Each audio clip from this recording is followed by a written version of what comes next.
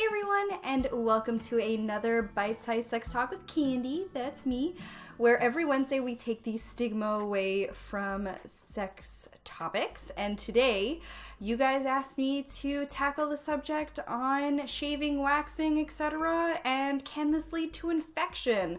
So first off, I wanted to say that this has become a common practice in today's society because of the porn industry and the idea that without any hair there, you can clearly see what's going on down there when a porn shoot is being done. So in turn, what this has done is it's made everyone, today's society, feel like they need to either have no hair or very little hair, and ultimately it's your decision, but we're here to tackle that subject. So the first one that I want to talk about is shaving. Now we're just going to talk about the basic ones that you can do at home or at a beauty salon. So the first one is shaving, and the pros about doing shaving is you can do it at home. Problem is sometimes it can cause ingrown hairs, which can cause to infections if you're not careful and you don't take care of the ingrown hairs.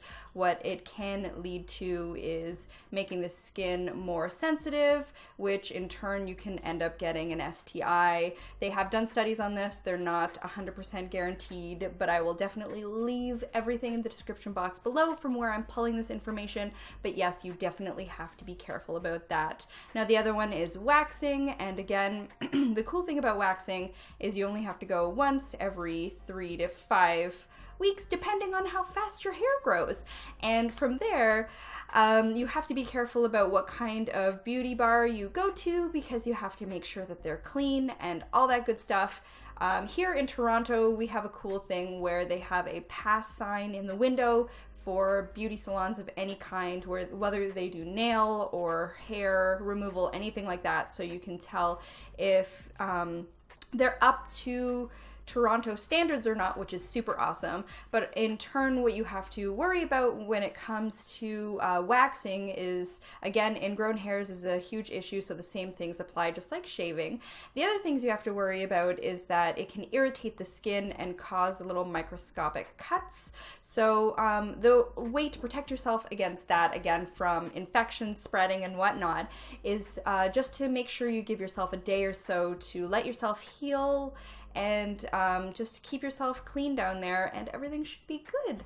The other ones that people have tried is obviously the hair removal products, where it's like a lotion and you put that stuff on.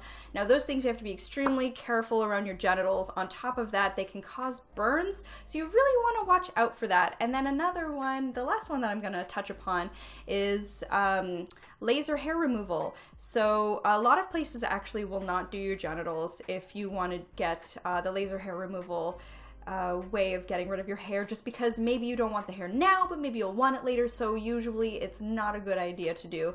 And on top of that, if you have light skin and dark hair, it works the best for you, but sometimes in your genital areas, the hair tends to be a lot darker, or sorry, not just the hair, but the skin tends to be a lot darker, so hair removal may not be a complete option for you. And ultimately, there is a reason why we have hair down there, guys. So the reason being, it keeps your genitals clean so that there's no actual skin-to-skin contact and less likely to transmit any diseases from one partner to another.